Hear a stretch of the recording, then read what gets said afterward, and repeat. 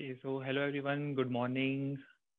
Last turn पर हम लोग बात कर रहे थे concept of electric field due to continuous charge distribution. और कंटिन्यूस चार्ज डिस्ट्रीब्यूशन में हम लोगों ने जो फॉर्मूले कवर अप कर लिए थे, first due to straight rod on its axis, second due to semi circular ring इस पॉइंट पर, फिर नेक्स्ट एक्सप्रेशन किसके लिए था? नेक्स्ट एक्सप्रेशन था due to circular ring on its axis. फॉर्मूले सबको याद है ना? KQ(x/r² + x²⁵ ये सब एक्सप्रेशन हम लोगों ने डिस्कस करे थे। उसके बाद दो एक्सप्रेशन और थे जिन पर हम लोग क्वेश्चन ट्राई करने की कोशिश कर रहे थे। एक एक्सप्रेशन था ड्यू टू सर्कुलर आर्क,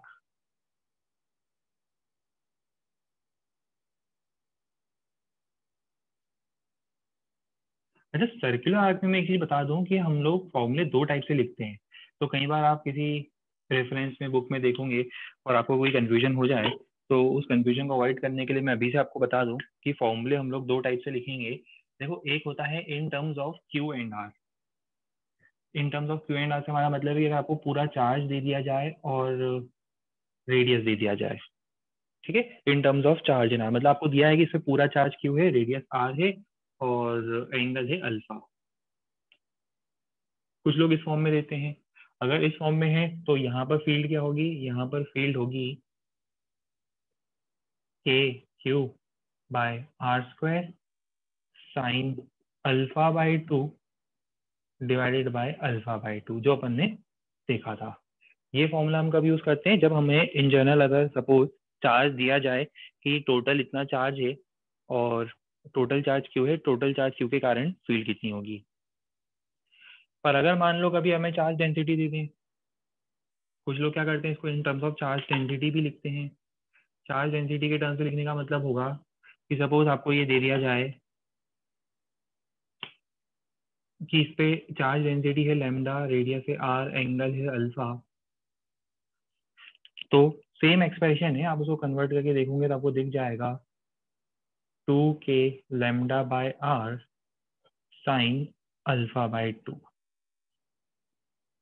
दोनों एक्सप्रेशन इक्विवेलेंट है, यूज कर सकते हो। और आप एक एक्सप्रेशन को दूसरे एक्सप्रेशन में कन्वर्ट भी कर सकते हो। कन्वर्ट करना आता है? कन्वर्ट करके देखो क्या सेम आते हैं। जैसे एग्जांपल सपोज मैं, चलो सेकंड एक्सप्रेशन लेता हूँ। सेकंड एक्सप्रेशन को फर्स्ट एक्सप्रेशन में कन्वर्ट करने की कोशिश करता हूँ, देखता हूँ कन्वर्ट होता है या नहीं होता। क्या लिखेंगे बताओ? E = 2k lambda. लैम्डा क्या होता है? Charge per unit length. Charge हो गया क्यू। देखो उसको तो अलग कर देते हैं, 2k/r तो अलग कर दिया मैंने, 2k/r अलग कर दिया। लैम्डा क्या होता है? Charge per unit length. मुझे बताओ इसकी लेंथ कितनी होगी? आर्क लेंथ होती है रेडियस इंटू एंगल, तो आर्क लेंथ हो जाएगी आर अल्फा। ये लैम्डा हो गया 2k/r एज इट इज, और लैम्डा को लिख दिया r into alpha. Sorry, lambda in the sense charge density को लिखूंगा चार्ज डिवाइडेड बाय लेंथ, और इसकी लेंथ कितनी होगी? इसकी लेंथ होगी आर इंटू अल्फा। तो डिवाइड कर दो इंटू साइन α/2। देखो एक्सप्रेशन क्या आ रहा है? KQ/r² sign α/2 divided by α/2। तो सेम एक्सप्रेशन आ गया। अब डिपेंड करता है कौन सा एक्सप्रेशन यूज करोगे। डिपेंड करता है कौन सा एक्सप्रेशन यूज करोगे, क्योंकि मैं इसलिए बता रहा हूँ क्योंकि हो सकता है शायद लास्ट टाइम मैंने आपको एक क्वेश्चन बताया था, जब अपने लास्ट क्वेश्चन बताया था, तो हो सकता है शायद उसमें मैंने आपको क्यू ना देते हुए लैम्डा दिया था और ये फॉर्मूला यूज कर दिया था। तो अगर ऐसा हो तो आपको ध्यान रखना है कि ये गलती नहीं करनी है। आपको क्या करना है, अगर लैम्डा के टर्म्स में दिया है तो हम ये एक्सप्रेशन यूज करेंगे, क्यू के टर्म्स में दिया है तो ये एक्सप्रेशन यूज करेंगे। दोनों इक्विवेलेंट है, दोनों में से कोई भी एक याद रख लो, दूसरे में कन्वर्ट कर सकते हो। क्या यहाँ तक सबको क्लियर हो रहा है? चलिए, और होमवर्क के क्वेश्चंस आप लोगों ने ट्राई करे थे, प्रैक्टिस करे थे? बिगनर बॉक्स 3 तक कुछ क्वेश्चंस प्रैक्टिस करे आप लोगों ने? बढ़िया, गुड, वेरी गुड। चलिए, तो आपको आज, हाँ, डाउट हम लोग डिस्कस करेंगे। डाउट से रिलेटेड मैं बता दूं कि इस बार जो आपका डाउट सेशन शायद कल है ना, शायद हमारा फिजिक्स का डाउट सेशन कब है? कल है। हाँ, तो उसको हम मॉडिफाई करके इस वीकेंड पर रखेंगे। मैं कुछ और होमवर्क देना चाहता हूँ, सब कुछ एक साथ डिस्कस होगा और आपको सफिशिएंट टाइम फ्रेम में देना चाहता हूँ। करीब करीब आप ये मान के चलो कि बिगनर बॉक्स 1, 2, 3, रेस 1, रेस 2, और असाइनमेंट भी मिलेगा आपको। असाइनमेंट 1 तो शायद मिल चुका था, असाइनमेंट 2 भी मिलेगा। ये टोटल मिला के इतनी चीज़ें हमारे पास होगी डिस्कशन के लिए। और बिगनर बॉक्स के सॉल्यूशन में कोशिश करूंगा कि डाउट क्लास से पहले पहले 1-2 दिन का टाइम फ्रेम दो, जिसके सॉल्यूशन में पोस्ट करने की कोशिश करूंगा। तो जिसको डाउट आता है पहले सॉल्यूशन देख सकते हो, फिर भी डाउट आता है तो हम लोग डाउट क्लास में उसको डिस्कस करेंगे। तो मैं अभी से बता दूं, बाद में अगर मेरे माइंड से स्किप कर जाए तो डाउट क्लास हम रखेंगे सैटरडे को।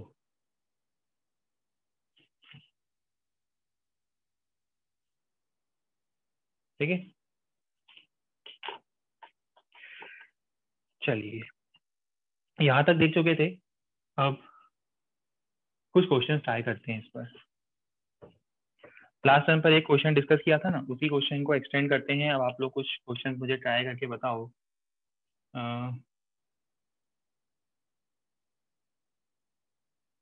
सेमी इनफाइनाइट वायर वगैरह याद है? सेमी इनफाइनाइट वायर और उनकी फील्ड क्या होती थी, सब कुछ हम लोगों ने डिस्कस किया था। तो बस उसी टाइप से आपको ट्राई करना है कुछ क्वेश्चन सब।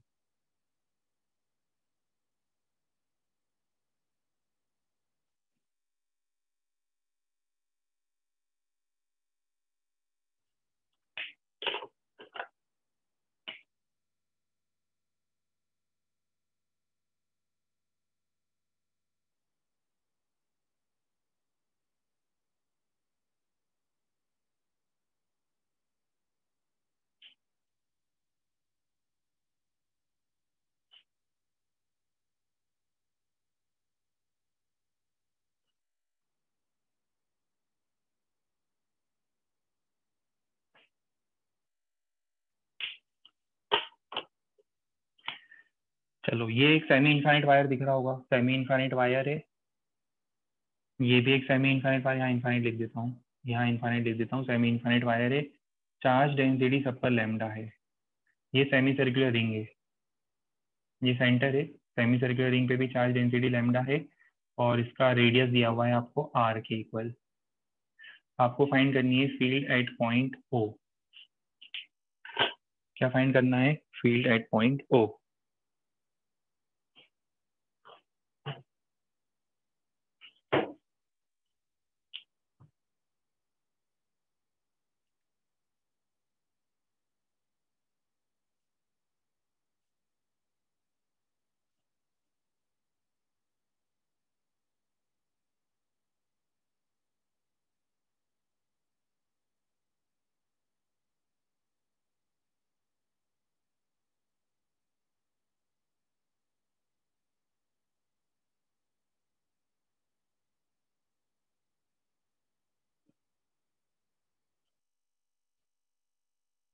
क्या फाइंड करना है? फाइंड करना है आपको इलेक्ट्रिक फील्ड, जो अभी हम पढ़ रहे हैं। इलेक्ट्रिक फील्ड कहाँ पे फाइंड करनी है? एट पॉइंट ओ। ओ दिख रहा है, वो सेंटर पर है सेमी सर्कल के। वो सेमी सर्कल शायद आपको पूरा नहीं दिख रहा होगा, बट बना लेना। वो सेमी सर्कल है, सेमी सर्कुलर वायर है, और फील्ड फाइंड करनी है एट पॉइंट ओ।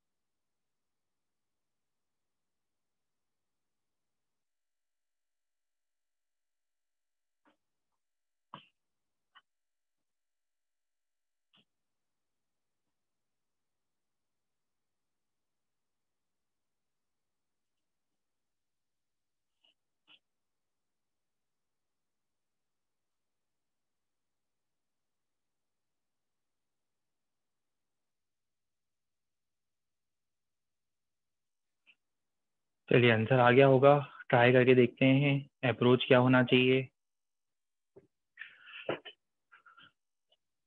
देखो बिल्कुल सिंपल स्टेप है। सबसे पहले ये जो ब्लू कलर की वायर है इसके कारण फील्ड फाइंड करते हैं। आपको याद है सेमी इनफाइनाइट वायर की फील्ड कितनी होती थी?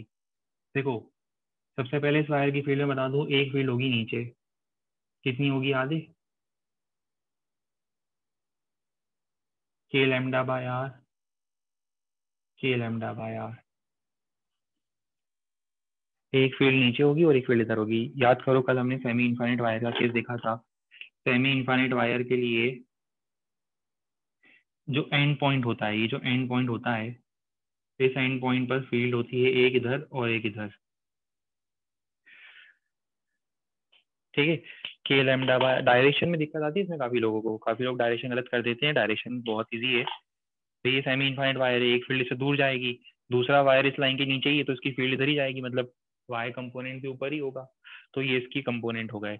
अब अगर मान लो कभी गलती से आपको कोई सेमी इनफाइनाइट वायर ऐसा दे दे, है ना, किसी ने सेमी इनफाइनाइट वायर ऐसा दे दिया, यहाँ फील्ड पूछ ली, तो समझ में आना चाहिए भाई, यहाँ फील्ड एक इधर होगी, दूसरी फील्ड नीचे होगी, है ना। और कितनी होगी? के लैम्डा बाय 8 दोनों डायरेक्शन में।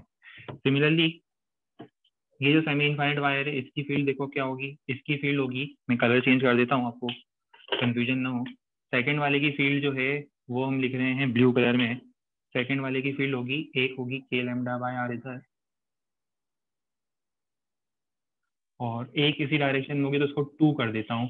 तो आप समझ जाओगे कि 2 करने के पीछे रीजन ये है कि एक फील्ड तो इसने ऊपर बनाई है, एक फील्ड दोनों की ऐड हो रही है। ठीक है यहाँ तक? 2 के लैम्डा बाय आर हो गया ये दोनों का सम, दोनों फील्ड एक डायरेक्शन में। तीसरी फील्ड कौन बना रहा है भाई? तीसरी फील्ड ये सेमी सर्कल बना रहा है। सेमी सर्कल की फील्ड कैसे निकालेंगे? सेमी सर्कल की फील्ड का फॉर्मूला हमारे सामने ये रहा, 2 के लैम्डा बाय आर साइन अल्फा/2। ये कंप्लीट एंगल कितना है? पाई/2। ठीक है। कैलकुलेट करो वेक्टर फॉर्म में। वेक्टर फॉर्म में अब आपको फील्ड क्या मिलेगी? वेक्टर फॉर्म में अब इन सबको ऐड करोगे, आंसर क्या आना चाहिए आपका? जल्दी बता दो अब।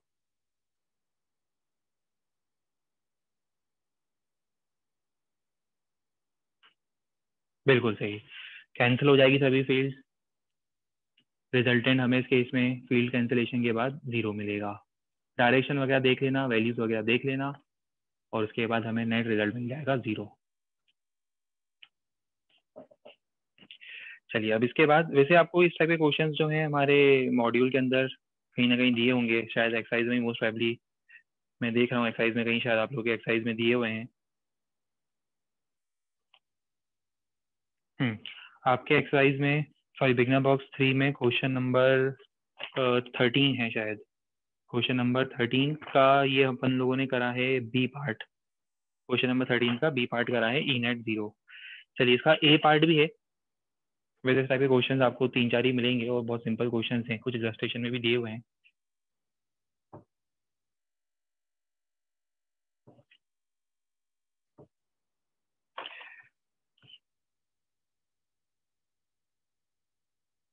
अगेन सेमी इनफाइनाइट वायर,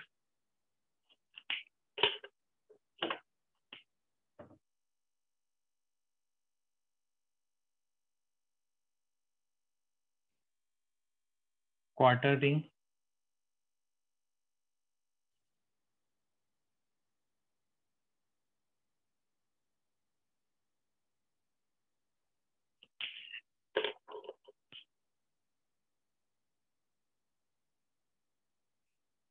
फिर से semi infinite wire. Charge density सब पर लैम्डा के इक्वल है और रेडियस है इसका आर। आपको फाइंड करनी है field at point O. Find field at point O.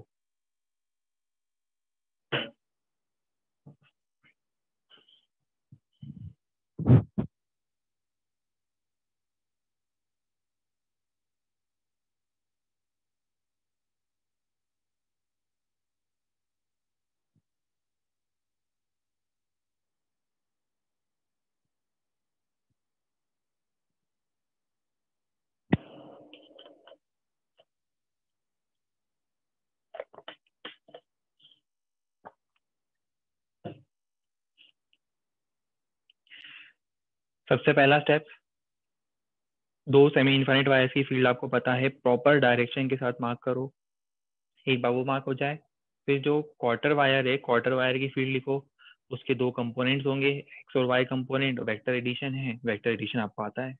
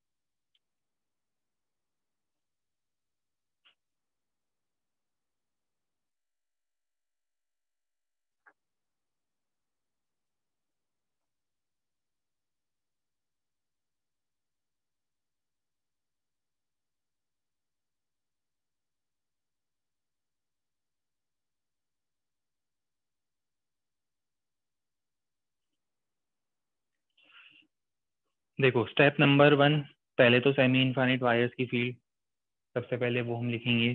First semi infinite wire ये ब्लू कलर वाला है, इसकी फील्ड होगी एक तो के लैम्डा बाय आर और के लैम्डा बाय आर नीचे।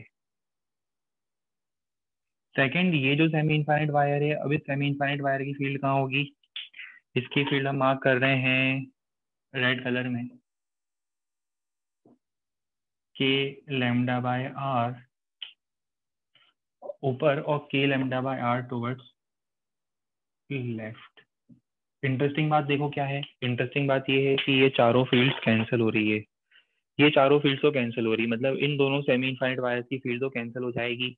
ठीक है, देखो इसकी फील्ड एक ऊपर और एक इधर, इसकी फील्ड एक इधर और एक इधर, ये चारों तो इक्वल होके, इक्वल अपोजिट होके कैंसिल हो गई। अब सिर्फ फील्ड बचेगी किसकी? सिर्फ फील्ड होगी तो ये जो ग्रीन कलर का ये वायर देख रहे हो आप, क्वार्टर सर्कल, इसकी फील्ड होगी। आपको पता है इसकी फील्ड कहाँ होती है? इसकी फील्ड होती है इसके एंगल बाइसेक्टर पर। कितनी होगी? ये रहा expression, 2k λ/r sine alpha by two. Alpha कितना है? अल्फा है 90 डिग्री, तो sine alpha by two 90 degree का हाफ π/4। कितना हो जाएगा ये? √2k λ/r। रिजल्ट आ जाएगा √2k λ/r। कितने स्टूडेंट का ये आंसर मैच कर गया था? √2k λ/r।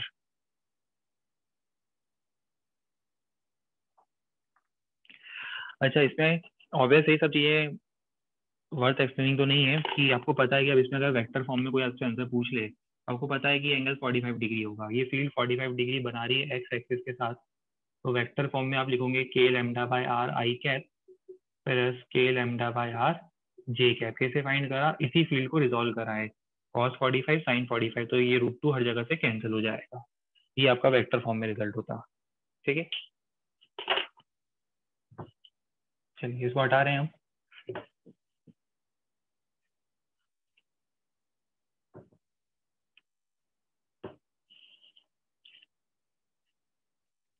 अब देखो हमें कुछ प्रॉपर्टीज पढ़नी है इलेक्ट्रिक फील्ड लाइंस की, जो अभी हम लोगों ने इलेक्ट्रिक फील्ड पढ़ा है। अभी हमारी हेडिंग क्या चल रही है?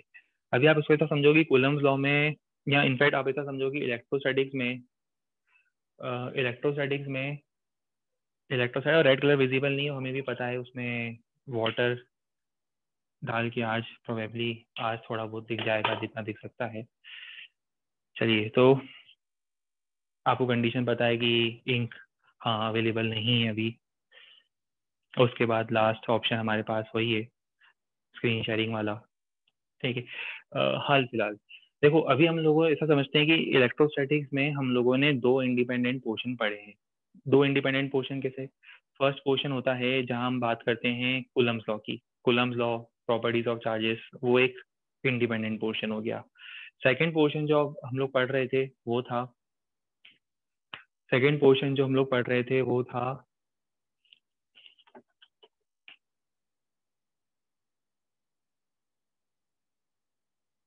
इलेक्ट्रिक फील्ड का।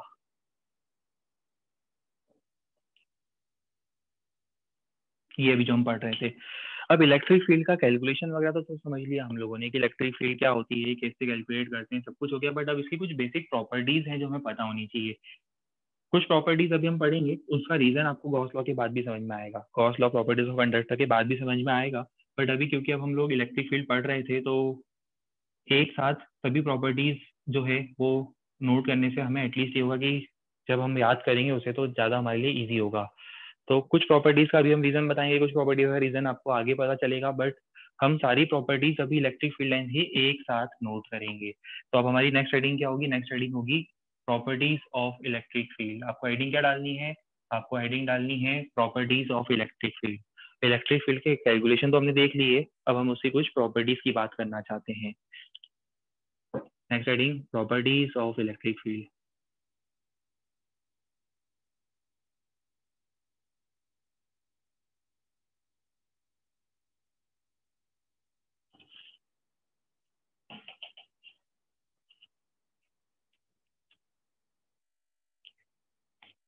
तो ये फर्स्ट पॉइंट, मैंने यहाँ पर स्लाइड में इसको ऐड नहीं करा है, तो मैं इसको डिक्टेट करते जा रहा हूँ और जहाँ एक्सप्लेनेशन रिक्वायर्ड होगा मैं वहाँ एक्सप्लेन कर दूंगा। तो फर्स्ट पॉइंट लिखो, दिस आर इमेजिनरी लाइंस। आपको याद है मैंने बताया था ये इमेजिनरी लाइंस होती है, ऐसा कुछ रियल कंसेप्ट नहीं है कि आपको एकदम से रियल से फील्ड दिखे, वो तो एक्चुअली इमेजिनरी मैथमेटिकल कंसेप्ट है। तो फर्स्ट पॉइंट होगा this are imaginary lines, these are imaginary lines over which a positive charge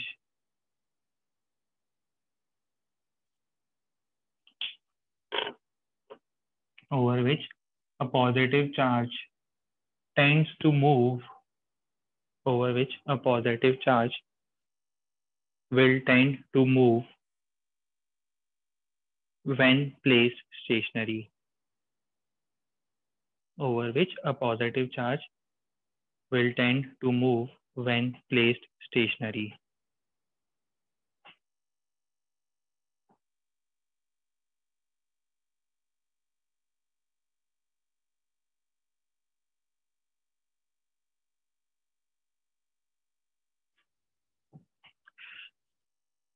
अब देखो इसमें एक बाद में आप लोगों को डाउट है, उससे पहले मैं बता दूं उसका पॉइंट का मीनिंग क्या है। देखो अभी आप वो स्टेटमेंट भूल जाओ 2 मिनट के लिए, सिर्फ एक पॉइंट पॉजिटिव चार्ज की फील्ड देखो ऐसी होती है, और अगर इसी की जगह में नेगेटिव चार्ज की फील्ड बनाता, नेगेटिव चार्ज की फील्ड कैसी होती? नेगेटिव चार्ज की फील्ड इस टाइप से होती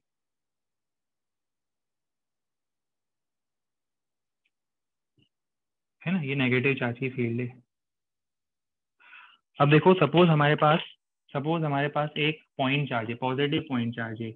अगर मैं इस पॉजिटिव पॉइंट चार्ज को यहाँ रखता हूँ, ये है पॉजिटिव पॉइंट चार्ज, बताओ अगर मैं इसको यहाँ रखता हूँ तो ये कहाँ मूव करेगा? कहाँ मूव करने की टेंडेंसी रखेगा? Along the direction of field. देखो ये फील्ड की डायरेक्शन है और ये पॉजिटिव चार्ज रखूंगा तो हमें पता है कि ये पॉजिटिव चार्ज और ये एक दूसरे को रिपेल करेंगे, तो ये कहाँ मूव करने की टेंडेंसी रखेगा? Along the direction of field line move करने की टेंडेंसी रखेगा व्हेन प्लेस्ड स्टेशनरी। सिमिलरली अगर मैं इस पॉजिटिव चार्ज को यहाँ रखता हूँ तो बताओ क्या होगा? अगर मैं इसी पॉजिटिव चार्ज को यहाँ रखता हूँ तो बताओ कहाँ मूव करने की टेंडेंसी रखेगा? अगेन अट्रैक्टिव फोर्स है बिल्कुल सही, पर टेंडेंसी अब हम फील्ड से देख रहे हैं, towards the direction of field. जहाँ फील्ड होगी वहाँ पॉजिटिव चार्ज मूव करने की टेंडेंसी रखेगा। ठीक है, ये पॉइंट सबको क्लियर है? ठीक है, बट अब इसमें एक पॉइंट मैं और ऐड कर दूं कि अगर आपके पास एक पॉजिटिव और एक नेगेटिव चार्ज है, अगर आपके पास एक पॉजिटिव और एक नेगेटिव चार्ज है, इसी डायग्राम में देख लेते हैं। एक पॉजिटिव और एक नेगेटिव चार्ज, आपको याद है फील्ड लाइन किसी बनाई थी हमने?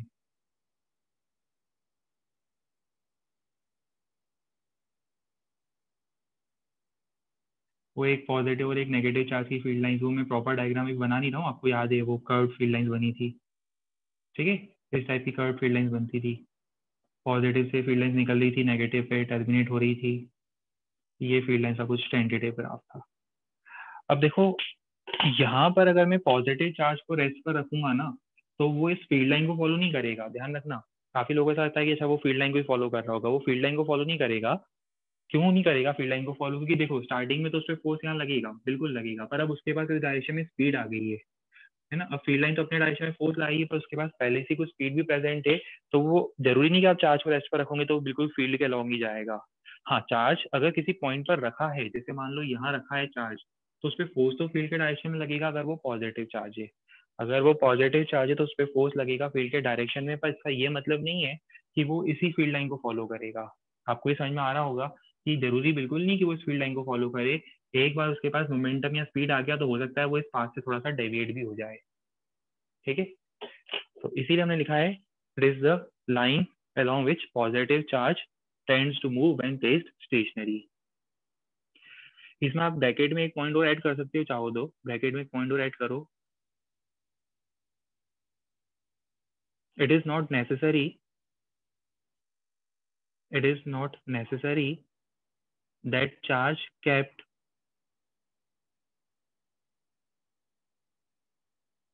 on A, it is not necessary that charge kept on A, रख देते हैं यहाँ A पे charge. It is not necessary that charge kept on A will move on the line drawn। यहाँ पे मैं चार्ज रखता हूँ तो ये बिल्कुल जरूरी नहीं है कि वो इस लाइन को ही फॉलो करेगा, पर हाँ उस पर फोर्स लगेगा इस लाइन के डायरेक्शन के अलोंग, जहां जहां वो इस लाइन पर होगा।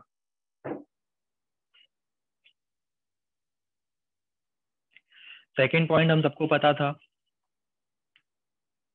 This lines originate from positive charge and terminate on negative charge. Second point, these lines, second point is these lines originate from positive charge and terminates on negative charge and terminates on negative charge।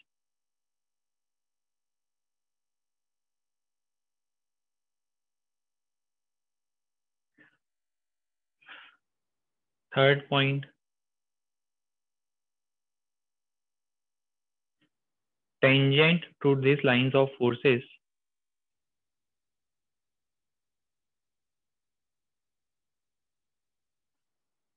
third tangent to these lines of forces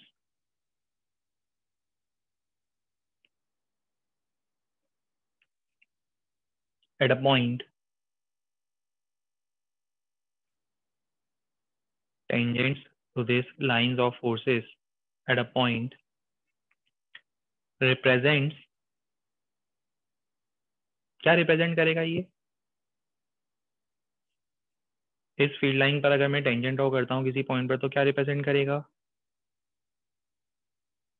बिल्कुल सही, direction. It represents the direction of net electric field at that point. It represents the direction of net electric field at that point.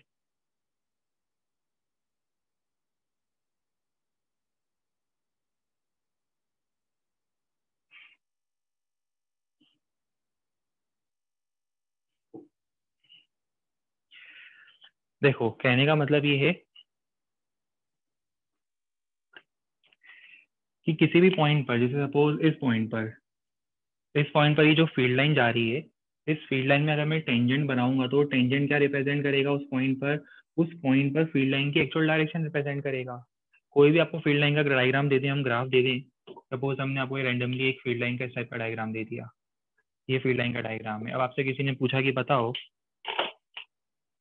इस point पे field की direction कहाँ है, तो कुछ भी नहीं करना है, इस पॉइंट पर कर्व पर टेंजेंट ड्रॉ करना है। टेंजेंट उस पॉइंट पर हमें फील्ड की डायरेक्शन बताता है। ये कौन सा पॉइंट लिखा हमने, थर्ड लिखा। चलो इसके बाद फोर्थ पॉइंट लिखो।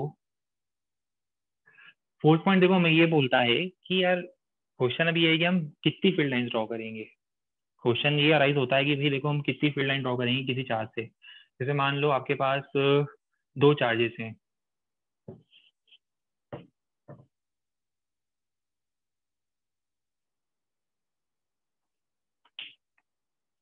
सपोज आपके पास दो चार्जेस हैं, पहला चार्ज है मान लो +4 माइक्रोकूलम, या +4 कूलम लिख देता हूँ चलो।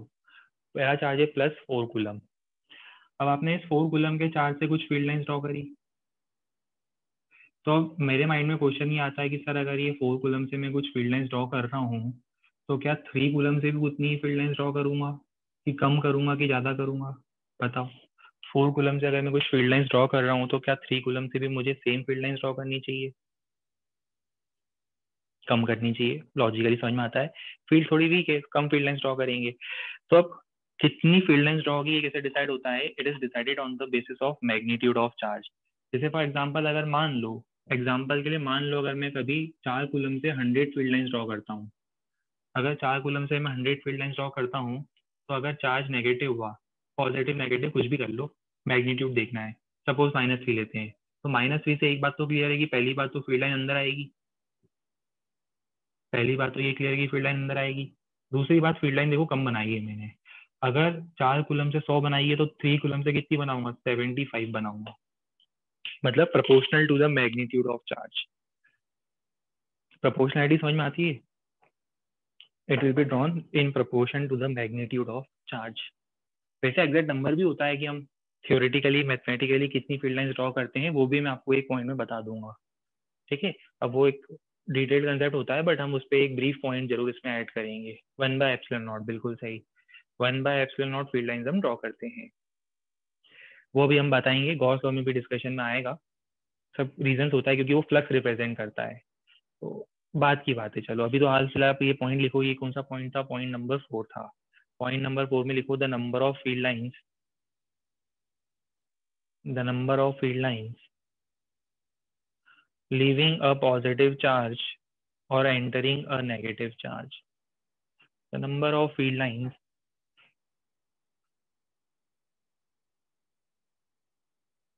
leaving a positive charge or entering a negative charge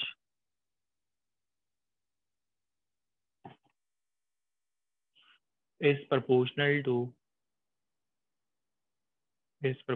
to the magnitude of the charge.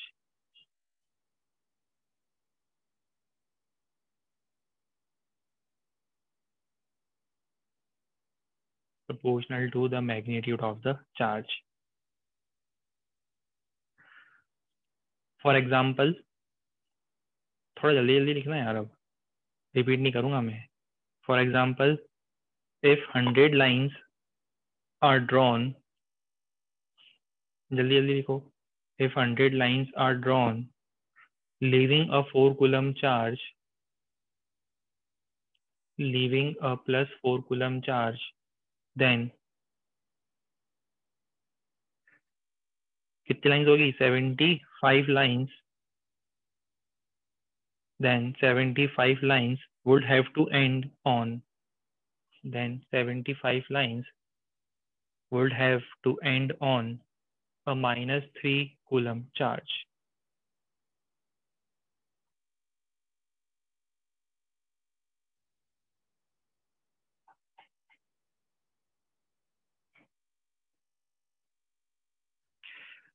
Point number E, A, B, C, D, E, point number E, point number 5, point number E, जो भी आप terminology दे रहे हो वो note करो। अभी मैंने बताया था किसी भी चार्ज से actually mathematically total number of line associated कितनी होती है, total number of lines associated, point number 5, total number of lines associated with a charge q is q by epsilon naught.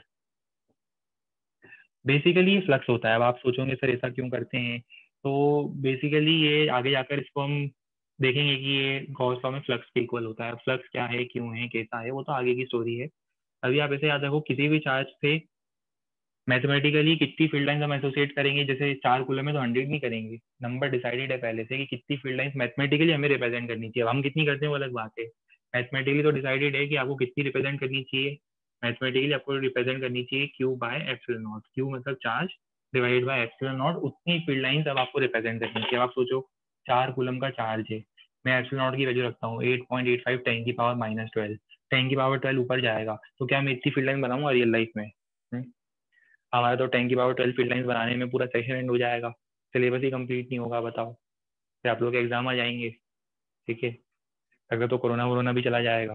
तो इसीलिए ये बनाएंगे इतनी नहीं, पर होता है कि इतनी रिप्रेजेंट करनी चाहिए हमें। अब हम करेंगे नहीं, हम तो अपनी मर्जी से क्या करेंगे, जितनी फील्ड लाइन बना सकते हैं, जितनी मार्कर की इंक होगी। अगर मार्कर की इंक कम होगी तो 4 फील्ड लाइन बना देंगे, ज़्यादा होगी तो 8 बना देंगे, और ज़्यादा होगी कभी मान लो इंक गलती से मिल गई हमें मार्कर की अगर, तो 16 बना देंगे। पॉइंट सबको क्लियर है क्या? तो अपनी अपनी श्रद्धा पर है कि आपको कितनी फील्ड लाइंस बनानी है। ठीक है, चलिए। तो पॉइंट नंबर कौन सा था, ये 5 था। हाँ, जितनी शक्ति उतनी भक्ति। मतलब जितना आपके पास इंक हो, जितना मार्कर की इंक हो, और जितना आपके पास टाइम हो, उतनी आप फील्ड लाइंस बना सकते हो। है ना, दिन भर फ्री बैठे हुए हो तो बना लो, किसने रोका है, बहुत सारी फील्ड लाइन बना लो। पर अगर टाइम का क्रंच है तो बस हम क्या करेंगे, 8-10 फील्ड लाइन, 12 फील्ड लाइन बनाकर छोड़ देंगे। तो उसमें लिखो the total number of field lines,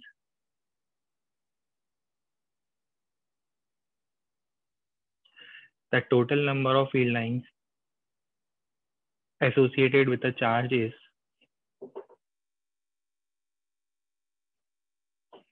total number of field lines associated with a charge is q by epsilon naught। वो लिखा है सामने, देखो आंखें खोल के, सामने लिखा है associated with a charge is q by epsilon naught।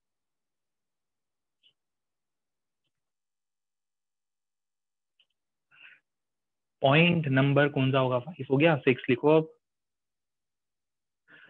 Point number 6, हाँ एफ लिख दो चलो बस। ABCD F, जिन लोगों ने एफ लिखा है, ABCD लिखा है वो एफ लिख देंगे। ठीक है, field lines are continuous curves without any break. यार आप लोग बिल्कुल कमाल के हो, जब हम 1 2 3 4 बोलते हो तो आप ABCD बोलते हो, अब हम ABCD बोलने लगे तो आप 1 2 3 4 बोलते हो। डिसाइड कर लो भाई एक कन्वेंशन पर। Field lines are field lines are continuous curves without any breaks. Field lines, पूरी कोशिश करते हो कि मास्टर कंफ्यूज हो जाए ना, हालांकि ऐसा नहीं, हम होंगे नहीं, बट पूरी कोशिश रहती है ना। स्टूडेंट लाइफ का सबसे बड़ा टारगेट क्या होता है, स्टूडेंट लाइफ का सबसे बड़ा एम स्टूडेंट की सक्सेस नहीं होती है ना। स्टूडेंट लाइफ का सबसे बड़ा टारगेट ये नहीं होता है कि भैया हमारी रैंक आ जाए, हमारा सिलेक्शन हो जाए, हमारे बोर्ड में परसेंटेज आए। उसका सबसे बड़ा टारगेट होता है, स्टूडेंट लाइफ का सबसे बड़ा अचीवमेंट, सबसे बड़ा एम होता है कि कुछ भी करके टीचर को कंफ्यूज कर दो।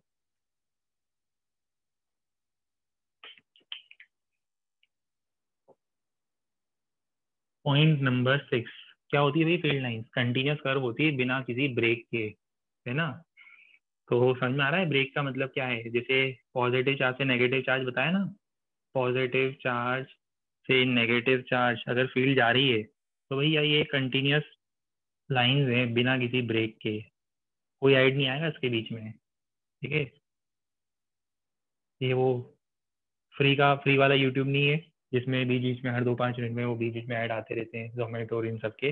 बिना किसी ब्रेक के आपको बिल्कुल फील्ड लाइन कंटिन्यूअस कर्व मिलेगा। ये देखो, बिल्कुल प्रॉपर कंटिन्यूअस का, बीच में ऐसा कहीं ब्रेक वेक मत कर देना, है ना। अब आप बोलोगे सर आप तो ब्रेक कर देते हो बीच में, ये यहाँ से यहाँ, ये बीच में तो ब्रेक हो गई है ना। तो ये सब उल्टे सीधे सवाल जवाब मत पूछना, है ना, चैट ही बंद कर देंगे हम सीधा। कोई ऐसा सवाल मत पूछना कि सर ये बीच में तो ब्रेक हो गई अब क्या करें हम, है ना।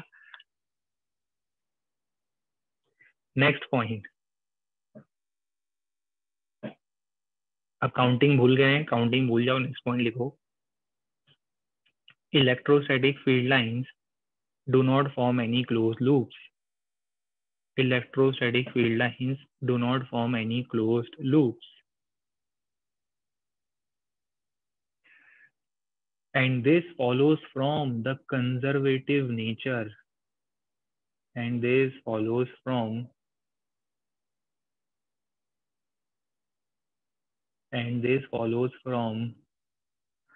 the conservative nature of electric field. वैसे भी टीचर की लाइफ का भी सबसे बड़ा एम होता है, देखिए टीचर की लाइफ का भी सबसे बड़ा एम होता है कि किसी भी करके कोई बच्चा मिल जाए, इसे ट्रॉल कर सके, है ना, जिसे पकड़ लो। पूरे बैच में एक दो स्टूडेंट होते हैं जिसे पकड़ लो और उसे पकड़ के पूरे साल भर जो है वो बिल्कुल अच्छे से ट्रॉल कर लिया जाए। तो जैसे स्टूडेंट की लाइफ में कुछ एम डिसाइडेड होते हैं, हम लोगों की लाइफ में भी कुछ एम डिसाइडेड है। स्कूल में तो आप लोगों ने एक्सपीरियंस किया होगा, आपकी बैच में एक दो स्टूडेंट्स ऐसे रहे होंगे, है ना, जो हमेशा टीचर के टारगेट पर रहते हैं, मतलब परमानेंट टारगेट है। कुछ भी होगा तो सबसे पहले टीचर उन्हीं स्टूडेंट्स को टारगेट करेगा, ठीक है। अभी तो क्या ऑनलाइन है तो इसलिए हम टारगेट नहीं कर पा रहे किसी को। किस्मत अच्छी है आप लोगों की। चलिए अभी ये पॉइंट हमने समझा, they do not form any close loop, they are closed curves but they do not form any closed loop. इसका मतलब क्या है? इसका मतलब ये है कि देखो भाई, ऐसा है कि आपको क्लोज लूप का मतलब है कि ये देखो,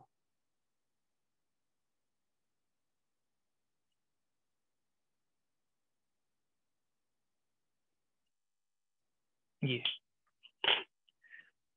इस टाइप का क्लोज लूप नहीं मिलेगा। समझ में आ रही है बात? इसका कोई ऐसा नहीं है कि बिगनिंग है कोई एंड है, यहाँ पे क्लोज लूप जो है उस टाइप का नहीं मिलेगा, है ना। ये क्लोज लूप नहीं मिलेगा, ये पॉसिबल नहीं है। आपको इस टाइप का मिल जाएगा, देखो ये क्लोज लूप नहीं बोलेंगे, क्यों? क्योंकि देखो ये पॉजिटिव स्टार्ट हो रहा है, नेगेटिव पे खत्म हो गया, खत्म हो गया, ये एक फील्ड लाइन खत्म हो गया, मतलब सर ये तो क्लोज है ना, ये क्लोज नहीं है भैया। ये पॉजिटिव से जाके नेगेटिव पे खत्म हो गई, सिमिलरली ये पॉजिटिव से जाके नेगेटिव पे खत्म हो गई, बस खत्म हो गई, अब नई फील्ड लाइन होगी, ये नई फील्ड लाइन है। तो इनमें से कोई भी क्लोज कंटिन्यूस लूप नहीं बना रही, ऐसा लूप आपको कभी नहीं मिलेगा। कभी कोई आपसे बोल देगी देखो भाई ये फील्ड लाइन ऐसी सर्कुलर फील्ड लाइन है ना, किसी ने आपको नया पैटर्न दे दिया कि भाई देखो ये ट्रायंगुलर फील्ड लाइन है, किसी ने बोल दिया कि भैया ये स्क्वायर फील्ड लाइन है, नहीं पॉसिबल ही नहीं है। क्यों नहीं है पॉसिबल? ये सब क्लोज कंटिन्यूस लूप नहीं बनाती। क्यों नहीं बनाती है? कंजर्वेटिव नेचर है। अब कंजर्वेटिव नेचर क्या होता है इनका? कंजर्वेटिव नेचर मतलब conservative force, non conservative force. देखो अब इसका डिटेल डिस्कशन तो अभी हम करने ही वाले हैं पोटेंशियल में, कंजर्वेटिव नॉन कंजर्वेटिव। ब्रीफ में बता रहा हूँ, जैसे मान लो अगर ये क्लोज लूप बनाती, सपोज ये क्लोज लूप बनाती, तो आगे जाकर हम देखेंगे कि एक चार्ज को अगर मैं इसी लूप में मूव करवा दूंगा तो बार बार वो चार्ज एनर्जी गेन करता रहेगा।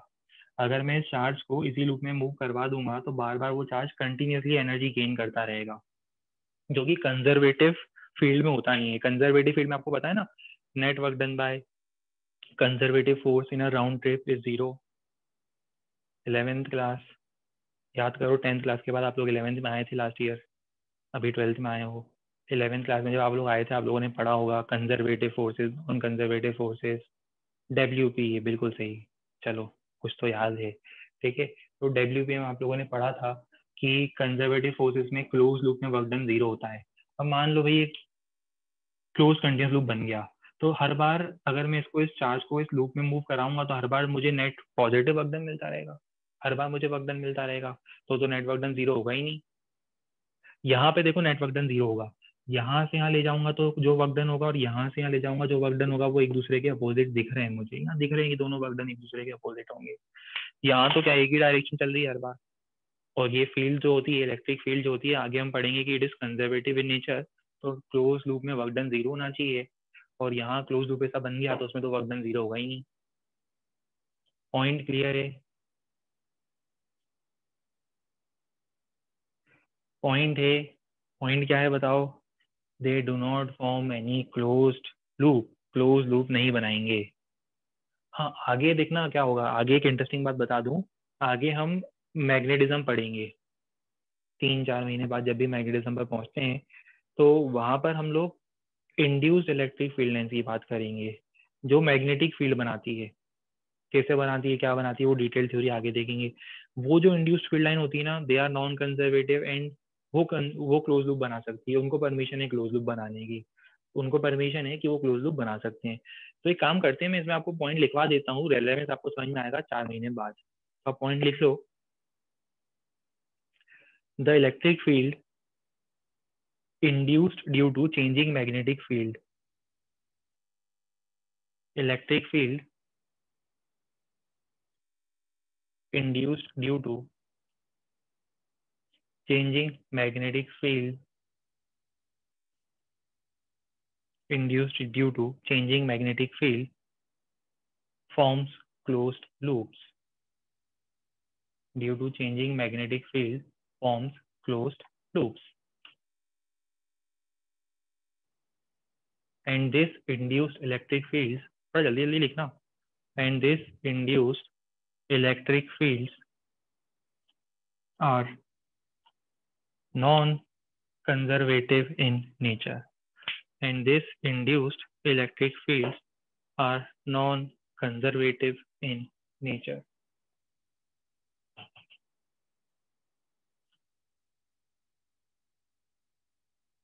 And these induced electric fields are non-conservative in nature. देखो कहने का मतलब क्या है. होता ये है कि फिजिक्स में हमारे पास है ना इलेक्ट्रिक फील्ड बनाने के 2-3 तरीके होते हैं. ज़्यादा डिटेल में ही जाऊंगा अभी मैं. जैसे मान लो आपको इलेक्ट्रिक फील्ड चाहिए. तो जैसे आपको मान लो मूवी का टिकट चाहिए तो आप कहाँ जाते हो. मूवी का टिकट चाहिए तो टिकट काउंटर पे चले जाओ, आपको मूवी का टिकट मिल जाएगा. और दूसरा तरीका क्या होता है मूवी का टिकट का, आप ऑनलाइन ही बुक कर सकते हो. वो 2-3 ऑप्शंस होते हैं आपके पास मूवी टिकट के, है ना. वैसे फिजिक्स में हमारे पास क्या होता है, इलेक्ट्रिक फील्ड कहाँ मिलेगी. इलेक्ट्रिक फील्ड ऐसा तो नहीं है कि किसी ग्रोसरी शॉप पे मिल जाएगी, आप ग्रोसरी वाले को बोलोगे भैया 2 किलो इलेक्ट्रिक फील्ड दे दो. पॉसिबल नहीं है ना. इलेक्ट्रिक फील्ड कहाँ मिलती है हमें फिजिक्स में. तो जब भी आपको फिजिक्स में इलेक्ट्रिक फील्ड चाहिए, आप 2 लोगों के पास जा सकते हो. आपकी हेल्प से 2 ही लोग कर सकते हैं अगर आपको इलेक्ट्रिक फील्ड चाहिए. कौन 2 लोग हैं जो आपकी इलेक्ट्रिक फील्ड में हेल्प कर सकते हैं अगर आपको इलेक्ट्रिक फील्ड चाहिए. तो यहाँ तो सबसे पहले आप जाओ पॉइंट चार्ज के पास. आप सबसे पहले जाओ पॉइंट चार्ज के पास और बोलो कि हमें इलेक्ट्रिक फील्ड देखनी है. तो वो आपको अपनी इलेक्ट्रिक फील्ड दिखाएगा. देख ली उसकी इलेक्ट्रिक फील्ड, ये देखो. आप उसको प्यार से बोलो कि हमें इलेक्ट्रिक फील्ड देखनी है. जैसे आप उसको प्यार से बोलोगे वो मान जाएगा और वो बोलेगा ये लो देख लो, ये है हमारी इलेक्ट्रिक फील्ड लाइन. ठीक है, तो ये इलेक्ट्रिक फील्ड मिलेगी. ठीक है, चलो. और दूसरी इलेक्ट्रिक फील्ड लाइन आपको कहाँ मिलेगी. मान लो कि आप ये इलेक्ट्रिक फील्ड लाइन देख के बोर हो गए, अब आपको नई इलेक्ट्रिक फील्ड लाइन देखनी है. तो अब आपको नई इलेक्ट्रिक फील्ड लाइन देखनी है, बार बार एक ही इलेक्ट्रिक फील्ड लाइन थोड़ा देखोगे. ठीक है, तो अब नई इलेक्ट्रिक फील्ड लाइन देखनी है तो आप किसके पास जाओगे. नहीं, नई इलेक्ट्रिक फील्ड लाइन देखनी है तो अब आप जाओगे मैग्नेटिक फील्ड के पास. किसके पास जाओगे, मैग्नेटिक फील्ड के पास. आप सोचो तो मैग्नेटिक फील्ड के पास इलेक्ट्रिक फील्ड कैसे मिलेगी. तो यही तो मैजिक होता है फिजिक्स का. आप मैग्नेटिक फील्ड को बोलो कि वो चेंज हो, और जब किसी लूप से मैग्नेटिक फ्लक्स या किसी एरिया से मैग्नेटिक फ्लक्स, आगे पढ़ेंगे मैग्नेटिक फ्लक्स जब चेंज होता है, तो चेंजिंग मैग्नेटिक फ्लक्स कुछ फील्ड लाइंस बनाता है, इलेक्ट्रिक फील्ड लाइंस बनाता है, जिसे हम बोलते हैं इंड्यूस्ड इलेक्ट्रिक फील्ड. तो फिर से रिपीट कर रहा हूँ. एक तो फील्ड मिलेगी चार्ज के पास, दूसरा होगा कि changing magnetic field. Changing magnetic field समझ में आता है. चेंजिंग मैग्नेटिक फ्लक्स जिसको बोलते हैं, चेंजिंग मैग्नेटिक फ्लक्स अगर ये चेंज होगा. अभी मैं ना बहुत वैसे लिख रहा हूँ, ज़्यादा प्रिसाइजली नहीं बता रहा हूँ, क्योंकि ये कंसेप्ट आपको तभी समझ में आएगा. चेंजिंग मैग्नेटिक फ्लक्स याद रखते हैं ना सीक्वेंस. फिजिक्स में जब आगे पढ़ोगे 3 महीने बाद आपको याद आएगा, अच्छा सर ने पहले बताया था. तो रेले में समझ में आएगा कि अच्छा ये दूसरे फील्ड की बात चल रही है. तो इसलिए हम अभी से बताते आ रहे हैं. स्टोरी अभी से बिल्डअप होगी. ये लंबी स्टोरी है ना, ये 2 घंटे की मूवी नहीं है. ये 10 महीने की मूवी, 8-10 महीने की मूवी है. तो कई बार ऐसा होता है ना, मूवी में कोई चीज़ अभी बताई जाती है और आधे घंटे 1 घंटे बाद उसका सिग्निफिकेंस समझ में आता है. वैसे ही कुछ होगा यहाँ पर. अभी बता रहे हैं, सिग्निफिकेंस आपको 2 महीने बाद समझ में आएगा. हाँ, वेब सीरीज समझ लो, वेब सीरीज चल रही है. वो कौन सी है, डार्क है ना, ये डार्क वेब सीरीज. वो क्या नाम था उसका, ये था ना. हाँ, तो यही समझ लो. आखिरी तक समझ में नहीं आती. वो 3 सीजन पूरे देख लो, आखिरी तक समझ नहीं आता उसमें, है ना, कौन टाइम ट्रैवल करके कहाँ जा रहा है. ठीक है, कहीं भी टाइम ट्रैवल करते रहते हैं. सेम केस यहाँ होगा. कभी इलेक्ट्रिक फील्ड आ जाएगी, कभी मैग्नेटिक फील्ड आ जाएगी. आपको आखिरी तक समझ में नहीं आएगा फिजिक्स में क्या चल रहा है. ठीक है, चलो. तो मैग्नेटिक फील्ड को बोलोगे चेंज हो. जैसे ही वो मैग्नेटिक फील्ड चेंज होगी तो आपको उसकी भी इलेक्ट्रिक फील्ड लाइन दिखने लग जाएगी. पर वो जो इलेक्ट्रिक फील्ड लाइन होती है ना, वो नॉन कंजर्वेटिव होती है. जैसे ये देखो, ये है मैग्नेटिक फील्ड, ये रही मैग्नेटिक फील्ड. अब आप इसको बोलो कि कंटिन्यूसली चेंज होती रहे. ये देखो, ये मैग्नेटिक फील्ड है, कंटिन्यूसली चेंज होती रहे. तो अगर ये कंटिन्यूसली चेंज होती रहेगी ना, तो आपको इसकी भी इलेक्ट्रिक फील्ड लाइन दिखाई देने लग जाएगी. आपको इसकी भी इलेक्ट्रिक फील्ड लाइन दिखाई देने लग जाएगी. पर अंतर है, दोनों की इलेक्ट्रिक फील्ड लाइन में बहुत बड़ा अंतर है. ये जो चार्ज देता है ना आपको फील्ड लाइन, ये कंजर्वेटिव फील्ड लाइन देता है. कंजर्वेटिव फील्ड लाइन देता है, इसको हम बोलते हैं इलेक्ट्रोस्टैटिक फील्ड. ये इस टाइप के चार्ज जो होते हैं ना, जो हर समय चेंज होते रहते हैं, हर थोड़ी देर में चेंज होते रहते हैं, ये मैग्नेटिक फील्ड हर थोड़ी देर में चेंज हो जाएगी। तो इस टाइप की जो मैग्नेटिक फील्ड लाइंस होती है ना, उनकी जो इलेक्ट्रिक फील्ड होती है ना, ध्यान रखना कैसी होती है, दे आर नॉन कंजर्वेटिव। समझ ही गए होंगे बाकी तो आप, दे आर नॉन कंजर्वेटिव। समझदार हो बिल्कुल, है ना। तो इसे एक चीज बताओ कि जब, है ना, ओवरऑल एक ही पॉइंट में पूछना चाहता हूँ इस पॉइंट को, और आगे एक्सप्लेन करने से पहले, कि जब आप ये ऑनलाइन क्लास वगैरह अटेंड करते हो, तो मतलब क्या आप लोग आपके रूम में बैठ के अटेंड करते हो, कि मतलब एक सॉर्ट ऑफ फैमिली फंक्शन होता है कि चिंटू मिंटू, छोटा भाई बड़ा भाई सब एक साथ बैठ के देख रहे हैं, है ना। तो उस हिसाब से फिर भी हम पढ़ाए, है ना। पता चला कि हम पढ़ा रहे हैं, आप तो टीवी पे टेलीकास्ट कर रहे हो, है ना। पूरे कॉलोनी वालों को बुला के बैठा दिया, देखो सर की फिजिक्स क्लास चल रही है ना। तो गड़बड़ हो जाएगी ना। अब हम पढ़ा रहे हैं ये चेंजिंग मैग्नेटिक फील्ड, और पास में पड़ोस वाले अंकल बैठे हैं, वर्मा अंकल बैठे हैं, शर्मा अंकल बैठे हैं, तो फिर गलत इम्पैक्ट जाएगा ना उनके ऊपर। तो फिजिक्स की क्लास ऐसे नहीं है पब्लिक के लिए ना, कि पूरे कॉलोनी को बुला दिया, ढिंडोरा पीटी, ये देखो फिजिक्स की क्लास चल रही है। आराम से एक जगह बिल्कुल इत्मीनान से रूम के एक कोने में ईयरफोन लगा के अच्छे से बैठ के पढ़ाई करनी है अपने को, है ना, फोकस करना है फिजिक्स पर। ठीक है, चलो। तो नॉन कंजर्वेटिव होती है, और नॉन कंजर्वेटिव जब ये होती है ना, तो ये नॉन कंजर्वेटिव फील्ड लाइन क्या करती है, ये क्लोज लूप बनाती है, ये क्लोज लूप बना सकती है। तो ध्यान रखना, दो फील्ड लाइन होती है हमारे पास। एक होती है electric field line due to charge, due to charge या ट्रेस को हम बोलते हैं इलेक्ट्रोस्टैटिक फील्ड। और एक होती है electric field line form due to changing magnetic flux, इसको हम बोलते हैं इंड्यूस्ड इलेक्ट्रिक फील्ड। इसको क्या बोलते हैं, इंड्यूस्ड इलेक्ट्रिक फील्ड। और इसको क्या बोलते हैं, इलेक्ट्रोस्टैटिक फील्ड।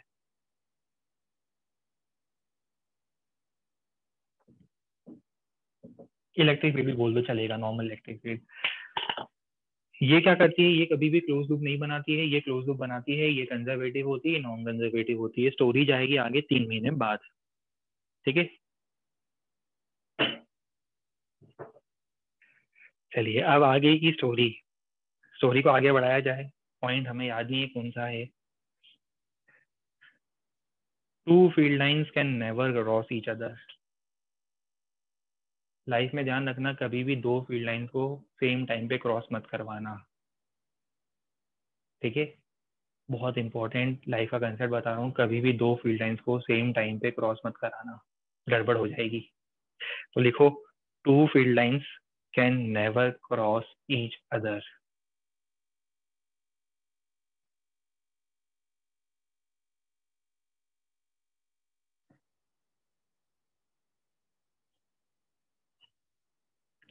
अगर वो क्रॉस करते हैं तो क्या होगा, अगर मान लो फिर भी क्रॉस कर ही देते हैं, आपने पूरी कोशिश करी फिर भी गलती से क्रॉस हो गए, तो क्या होगा, उस पॉइंट पर अगर क्रॉस कर गए तो दो अलग अलग डायरेक्शन हो जाएगी, दो अलग अलग डायरेक्शन हो जाएगी, तो वो पॉसिबल ही नहीं है। एक ही पॉइंट पर दो अलग अलग डायरेक्शन कैसे पॉसिबल है, तो दो फील्ड लाइंस को एक साथ एक पॉइंट पे अगर वो क्रॉस करते हैं तो हम क्या करते हैं, सुपर इम्पोज कर देते हैं, सुपर इम्पोज करके रिजल्टेंट फील्ड बनाते हैं। समझ में आ रही है बात, सुपर इम्पोज करके रिजल्टेंट फील्ड बनाते हैं, दो अलग अलग फील्ड नहीं बनाते फिर। चलिए, तो ये पॉइंट हो गया, two field lines can never cross each other. अब आगे लिखो, फील्ड लाइंस कौन सा पॉइंट है, अब ये देख लेना भैया, अब मैं हमें याद नहीं है।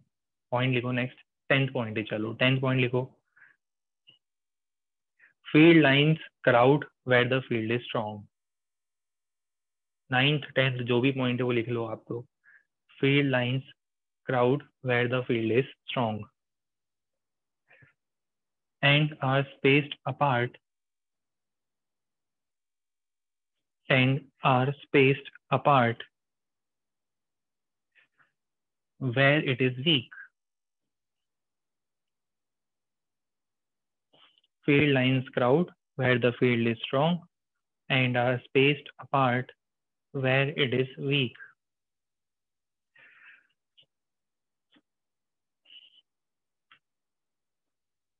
कहने का मतलब ये है,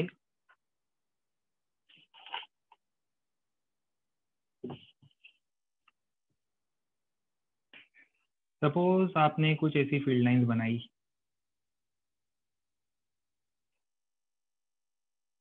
बताओ क्राउड कहाँ है, ज्यादा ज्यादा डेंसिटी कहाँ दिख रही है आपको, ज्यादा डेंसिटी आपको दिख रही है यहाँ पर, यहाँ ज़्यादा डेंसिटी दिख रही है क्योंकि उतने एरिया में ज़्यादा फील्ड लाइन है, यहाँ उतने एरिया में ज़्यादा स्प्रेड है कम फील्ड लाइन से। तो कहने का मतलब क्या होगा, कहने का मतलब होगा कि यहाँ पर जो स्ट्रेंथ होगी, यहाँ पर जो स्ट्रेंथ होगी, यहाँ पर जो स्ट्रेंथ होगी वो ज़्यादा होगी, स्ट्रॉन्ग होगी फील्ड। और जहाँ क्राउड आपको कम दिख रहा है वहाँ पे फील्ड की स्ट्रेंथ वीक होगी। बात समझ में आ रही है क्या? जहाँ आपने ज़्यादा डेंस फील्ड लाइन्स बनाई है मतलब फील्ड स्ट्रॉन्ग है, और जहाँ कम डेंसिटी पे फील्ड लाइन्स बनाई और फील्ड वीक है। देखो आप तो ये डायग्राम में भी देख सकते थे यार, अभी डायग्राम चला गया ना, इंक वेस्ट हो गया फिर से। देखो अभी बढ़िया सा डायग्राम बना हुआ था, ये देखो आप फील कर रहे हो कि चार्ज से जैसे जैसे मैं दूर जा रहा हूँ, देखो चार्ज के पास देखो डेंसिटी ज़्यादा है, चार्ज से जैसे जैसे मैं दूर जा रहा हूँ कि फील्ड लाइन की स्पेसिंग बढ़ रही है। मतलब क्या है, चार्ज से दूर जाने पर फील्ड लाइन की स्पेसिंग बढ़ने का मतलब क्या है, फील्ड थोड़ी सी वीक होती आ रही है, और दूर जाऊंगा स्पेसिंग और बढ़ेगी और फील्ड वीक होती आएगी।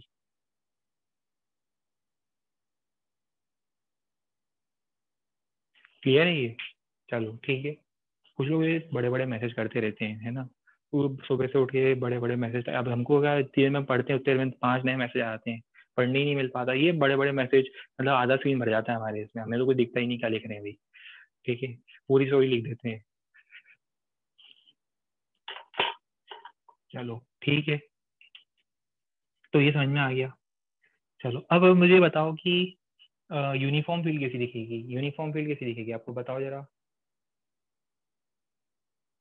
यूनिफॉर्म फील्ड, अगर आपसे कोई बोलता है फील्ड मैग्नीट्यूड डायरेक्शन दोनों में कांस्टेंट है तो पैरेलल दिखेगी। ठीक है,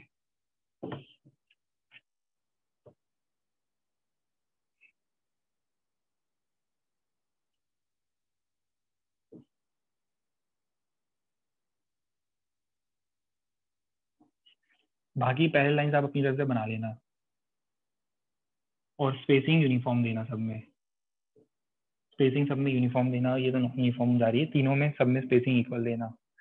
देखो इस टाइप की फील्ड लाइन का मतलब क्या है, अगर ये सब आपस में पैरेलल है तो उसका मतलब ये है रीजन ऑफ यूनिफॉर्म फील्ड। इसको हम क्या बोलेंगे, region of uniform field. Uniform समझ में आता है, same both in terms of magnitude as well as direction. तो नेक्स्ट पॉइंट लिखो, इन यूनिफॉर्म फील्ड डायग्राम भी बनाते जाना साथ में। क्या होता है कि कई बार जब आप रिवाइज करते हो तब ये फोटो देखकर ही आपको याद आ जाता है कि सर ने कौन सा पॉइंट बताया था। फोटो देखकर ही आपकी मेमोरी डेवलप हो जाती है कि अच्छा ये पॉइंट पढ़ने की जरूरत ही नहीं है, तो रिवीजन में हेल्प मिलेगी। तो लिखो, in uniform field the field lines are straight,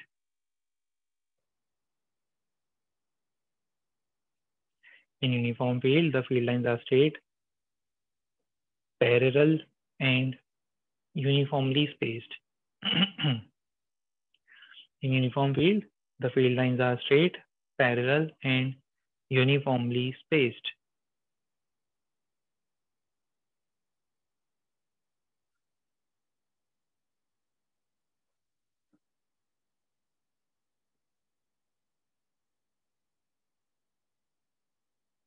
एक भाई साहब का डाउट है कि सर डायरेक्शन अपोजिट हुई तो तब भी पैरेलल होगा।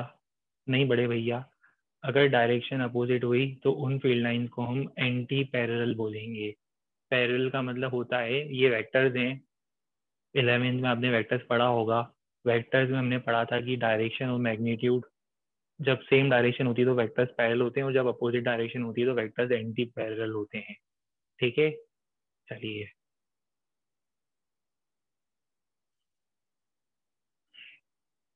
अब ये ना 2-3 पॉइंट मैं आपको ऐसे बताऊंगा कि जो मेरे को याद आ रहे हैं, 2-3 पॉइंट मैं बताऊंगा।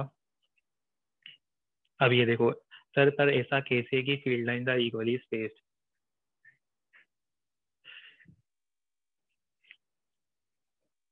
हे प्रभु, देखो अभी 1-2 दिन पहले की बात है, ज्यादा दिन नहीं हुए इस बात को, अभी 1-2 दिन पहले की बात है, मैंने आपको ना कुछ बढ़िया चीज बताई थी। ये एक इनफाइनाइट शीट ली थी हमने, याद करो। इनफाइनाइट साइज की शीट ली थी और मैंने बताया था कि इसकी जो फील्ड लाइन होती है वो कांस्टेंट होती है आगे के डायरेक्शन में, आगे, क्योंकि अब इनफाइनाइट साइज है, कहीं किसी भी पॉइंट पे फील्ड फाइंड कर लो, वैल्यू आती है सिग्मा बाय 2 एप्सिलॉन। अब बताओ ये कैसी फील्ड है, कैसी फील्ड है, हर जगह पे सेम है, वैल्यू भी सेम है, डायरेक्शन भी सेम है, तो ये एक कैसी फील्ड हुई। इस डायरेक्शन में देखो, इसके लेफ्ट में देखो, यहाँ पे भी यूनिफॉर्म फील्ड लाइन बन रही है। पूरा आगे तक बना देना, इंक नहीं है अपने पास, पूरा आगे तक बनाना, आपको यूनिफॉर्म फील्ड दिखेगी। हर एक पॉइंट पर जाके देख लेना, आपको हर एक पॉइंट पर सेम वैल्यू मिलेगी और सेम डायरेक्शन मिलेगी। लेफ्ट में सेम, राइट में अलग, पर वो आपस में सेम। तो ये रीजन है यूनिफॉर्म फील्ड का, ये रीजन है अपनी खुद की यूनिफॉर्म फील्ड का।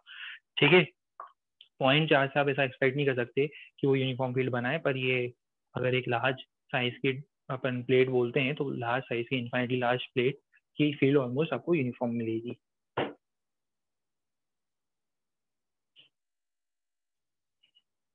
अभी देखो पॉइंट बुला दिया ना आपने हमको, फिर अब क्या लिखेंगे बताओ। अच्छा खासा दिमाग में पॉइंट चल रहा था, अब आपने पूरा क्या है फ्लो ब्रेक कर दिया। अब कंडक्टर में ही पढ़ेंगे जो भी पॉइंट बचे हुए हैं, और क्या। एक दो पॉइंट याद आ रहे हैं, लिखो। Electric field lines starts or ends normally from the surface of a conductor. Electric field lines starts or ends normally from the surface of a conductor.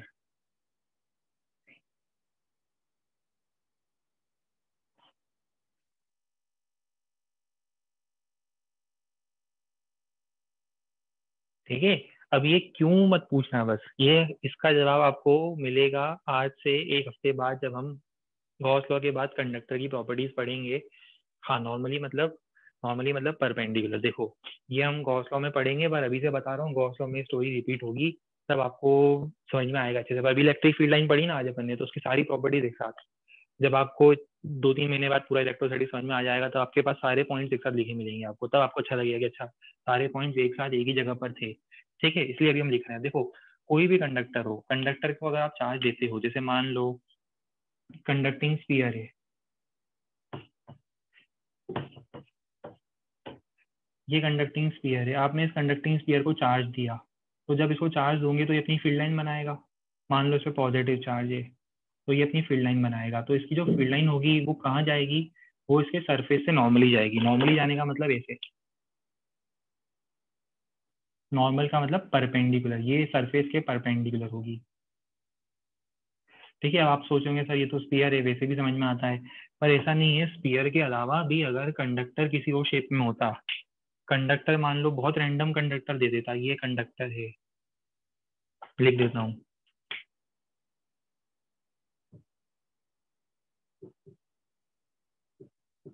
दिख रहा है क्या लिखा है मैंने? दिख तो वैसे मुझे भी नहीं रहा है। ठीक है, चलो मन की आंखों से देखो, मन की आंखों से देखो क्या लिखा है। देखो दिख गया ना, बिल्कुल सही। देखो मतलब दिखाई दे रहा है, सब लोगों का मैसेज आ चुका है। देखो मन की आंखों से देखो, आपको सब दिखाई देगा। ये लिखा है हमने कंडक्टर, वेरी गुड, शाबाश, I am so proud of you all. ठीक है, हाँ बिल्कुल, गुड, वेरी गुड। ठीक है, तो कंडक्टर है, कंडक्टर की प्रॉपर्टी अभी हमने क्या पढ़ी, अगर आप इसको कुछ चार्ज दोगे तो ये जो फील्ड लाइन बनाएगा वो कैसे बनाएगा, सरफेस के परपेंडिकुलर। मान लो नेगेटिव चार्ज दिया हमने, इस बार क्या करा, इसको नेगेटिव चार्ज दे दिया। पहली बात तो ये नेगेटिव चार्ज सरफेस पर आएगा, क्यों आएगा सब आगे की स्टोरी है। पर जब इसकी फील्ड लाइन होगी कंडक्टर की, तो फील्ड लाइन कैसी होगी, सरफेस के परपेंडिकुलर। ये देखो, हाँ आगे टेढ़ी मेढ़ी हो सकती है, हो सकता है ये थोड़ी बहुत टेढ़ी मेढ़ी हो, बट जब भी आएगी फाइनली तो परपेंडिकुलर होगी सरफेस पर। अब आप ये मत बोलना कि सर ये टेढ़ी मेढ़ी क्यों है, वो कर्व्ड हो सकती है, बट जब भी एंटर या एग्जिट करेगी कंडक्टर के सरफेस के परपेंडिकुलर एंटर या एग्जिट करेगी। ध्यान रहे, कैसे आएगी, कंडक्टर के सरफेस के परपेंडिकुलर एंटर करेगी या एग्जिट करेगी।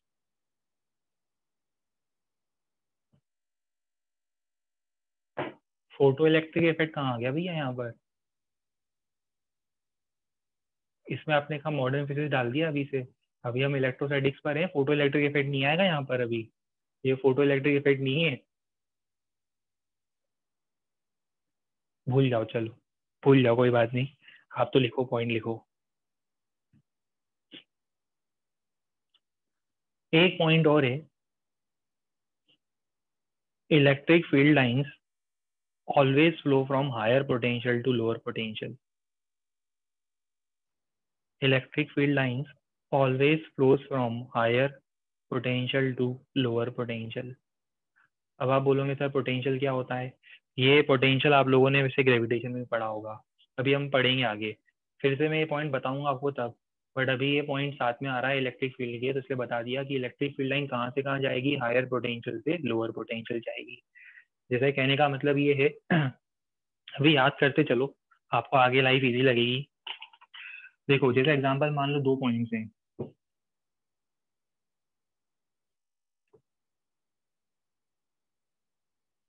ये है पॉइंट नंबर 1, ठीक है, और ये है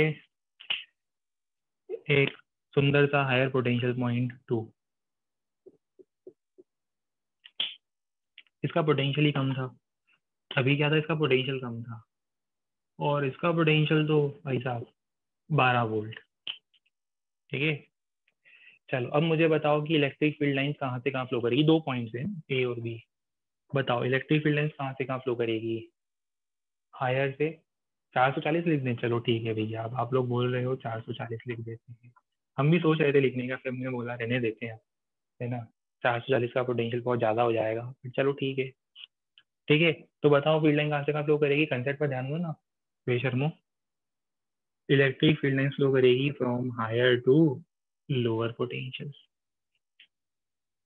ठीक है, बी से ए, ये इलेक्ट्रिक फील्ड लाइन की डायरेक्शन होगी, they will flow from higher potential to lower potential. पर ध्यान रहे लाइफ में कभी भी किसी का पोटेंशियल कम नहीं समझना चाहिए। हो सकता है इसका पोटेंशियल कम हो, और हो सकता है कि साल 2 साल बाद इसके पास ऑडी, BMW सब आ जाए, आईफोन आईपैड सब आ जाए इसके पास, फिर क्या होगा, इसका पोटेंशियल ज़्यादा हो जाएगा, बताओ अब क्या होगा बताओ। इसका पोटेंशियल अगर ज़्यादा हुआ तो अब इलेक्ट्रिक फील्ड लाइंस कहाँ से कहाँ फ्लो करेगी। इलेक्ट्रिक फील्ड लाइंस का तो एक ही रूल है, वो किसी चीज़ में डिस्क्रिमिनेट नहीं करती है, बस वो एक ही चीज़ पे ध्यान देती है कि उससे कहाँ से कहाँ फ्लो करना है, हायर पोटेंशियल से लोअर पोटेंशियल फ्लो करना है, और वो इसी पॉइंट को फॉलो करेगी। ठीक है, कैसा क्यों किस लिए होता है, क्यों होता है, ये सब रीजन हम आगे समझेंगे।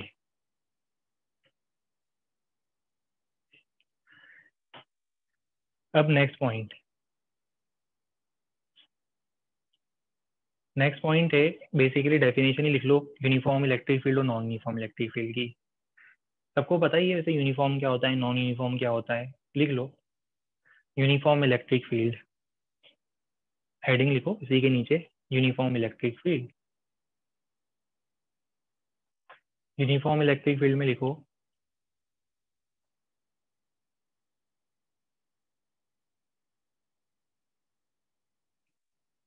यूनिफॉर्म इलेक्ट्रिक फील्ड में if magnitude and direction of the field does not change over the space.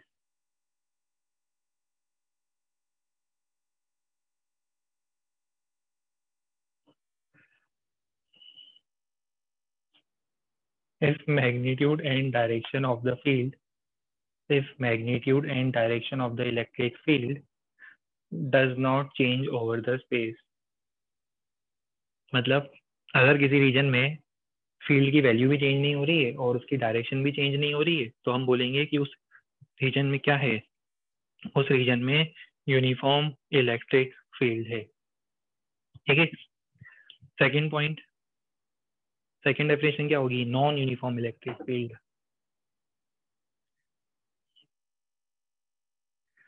Non uniform electric field में क्या होगा,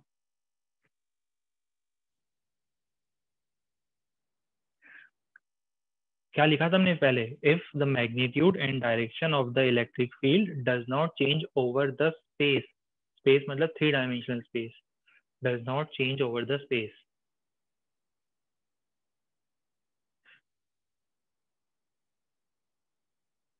नॉन यूनिफॉर्म इलेक्ट्रिक फील्ड में लिखो आइदर डायरेक्शन और मैग्नीट्यूड, समझ में आ गया अब नॉन यूनिफॉर्म क्या होता है ना, यहाँ तो डायरेक्शन चेंज हो, यहाँ मैग्नीट्यूड चेंज हो, दोनों ही चेंज हो जाए यहाँ फिर, तो लिखो नॉन यूनिफॉर्म इलेक्ट्रिक फील्ड में आइदर डायरेक्शन और मैग्नीट्यूड, आइदर डायरेक्शन और मैग्नीट्यूड और both direction and magnitude change over the space.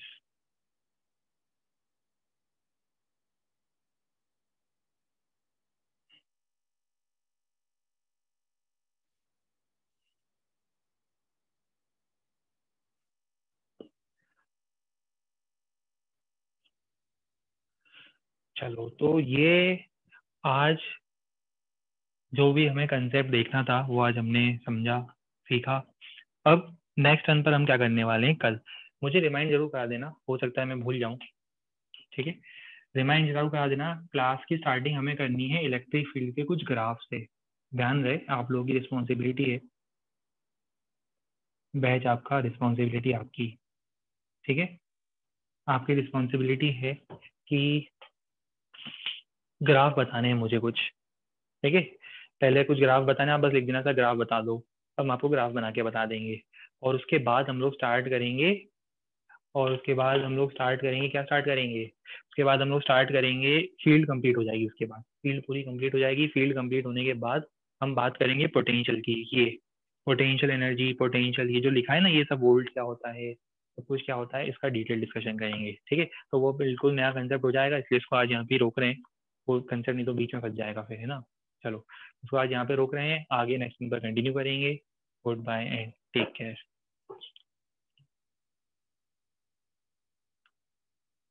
ये गुड नाइट कौन बोल रहा है भाई?